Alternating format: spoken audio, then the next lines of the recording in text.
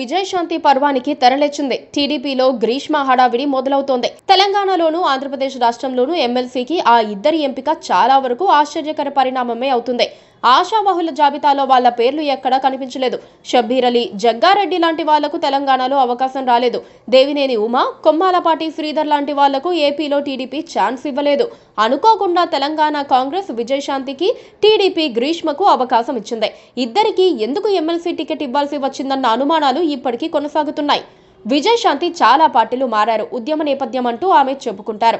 ఆమె ఉద్యమం ఎక్కడ చేశారో ఎవ్వరికీ తెలియదు. రాజకీయాల్లో ఆమె అభిమాన జనం ఎక్కడున్నారో అర్థం కాదు. పెద్దగా అరవటం మినహా ప్రజల్లోకి వెళ్లి ఆమె 10 మందికి సాయం చేసింది లేదు. గత 2 నెలలుగా ఆమె ఎక్కడా కనిపించింది లేదు. అయినా ఆమెకు పిలిచి ఎమ్మెల్సీ ఇచ్చారు. అప్పుడెప్పుడో ఇన్ఛార్జిగా ఉన్న మాణిక్రావు ఠాక్రే ఆమెకు ఎమ్మెల్సీ హామీ ఇచ్చారని, ఆ వాగ్దానాన్ని కాంగ్రెస్ అధిష్టానం గుర్తుపెట్టుకుని ఇప్పుడు అమలు చేసిందని రాష్ట్ర కాంగ్రెస్ నేతలు చెప్పుకుంటున్నారు. తమ అధిష్టానం చర్యలను సమర్థించుకునేందుకు వాళ్ళు ఇలాంటి చర్యలకు దిగడాన్ని చూసి జాలేస్తోన్న మాట వాస్తవం. తనకు ఎమ్మెల్సీ టికెట్ ఇవ్వటంపై విజయశాంతి హర్షం వ్యక్తం చేస్తున్నారు. మండలిలో కల్వకుంట్ల కవితను ఎదుర్కొనేందుకు తనకు కాంగ్రెస్ పార్టీ టికెట్ ఇచ్చిందని ఆమె చెప్పుకున్నారు. నన్ను కాంగ్రెస్ పార్టీ ఎమ్మెల్సీగా ఎంపిక చేసింది. శాసన మండలిలో ప్రభుత్వం తరపున నేను మాట్లాడతాను. ప్రజా సమస్యల పరిష్కారానికి కృషి చేస్తాను. మండలిలో కవితకు సభ్యత్వం ఉంది. నాకు కూడా అందులో ఇప్పుడు సభ్యత్వం లభించింది. నేను ఒక ఉద్యమ నేపథ్యం నుంచి వచ్చాను. నా వాణి నేను వినిపిస్తాను. కవిత బీసీ వాదం ఎత్తుకుంటే బీసీనైనా నన్ను కాంగ్రెస్ పార్టీ ఎమ్మెల్సీగా ఎంపిక చేసింది. మండలిలో ప్రభుత్వంపై విమర్శలు చేసే విపక్షాలకు సరైన తీరుగా సమాధానం చెప్పాల్సిన బాధ్యత నాపై కూడా ఉంది. ఒక రకంగా కవితకు నేను ఏంటో చూపించాల్సిన అవసరం ఉంది అని విజయశాంతి వ్యాఖ్యానించారు. ఆమె మాటలు వినసొంపుగా ఉన్నా అందులో రీజన్ లోపిస్తోంది. కవితను విమర్శించాలంటే ఎమ్మెల్సీ పదవి అవసరం లేదు.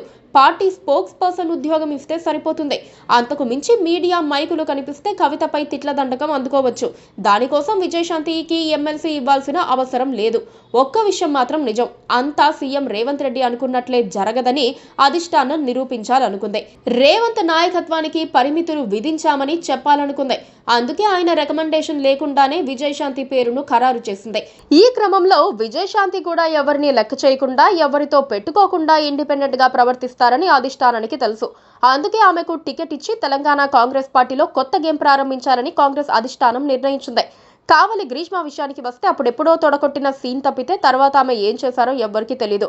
స్థానికంగా రాజాం నియోజకవర్గ ఇన్ఛార్జిగా కొన్ని రోజులు ఉన్నప్పటికీ ఆమెపై విశ్వాసం లేకే మళ్లీ మాజీ మంత్రి కొండ్రు మురళికి టికెట్ ఇచ్చారు. ఆయన సునాయాసంగా గెలిచారు. పార్టీ విజయం తర్వాత నామినేటెడ్ పోస్ట్ ఆమెకు కట్టబెట్టినప్పుడే అందరికీ ఆశ్చర్యం వేసింది.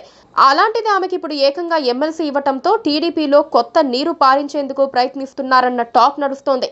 ఉత్తరాంధ్ర దళిత, వెనకబడిన వర్గాల యువతకు టీడీపీలో అవకాశాలు మెండుగా ఉంటాయన్న సందేశం ఇవ్వటమే నారా లోకేష్ ఉద్దేశంగా తెలుస్తోంది. అంతకు మించి గ్రీష్మకు టికెట్ రావటం వెనక పెద్ద సీన్ ఏమీ లేదు. Please subscribe to KTV Telugu. KTV Telugu. KTV Telugu. KTV Telugu channel.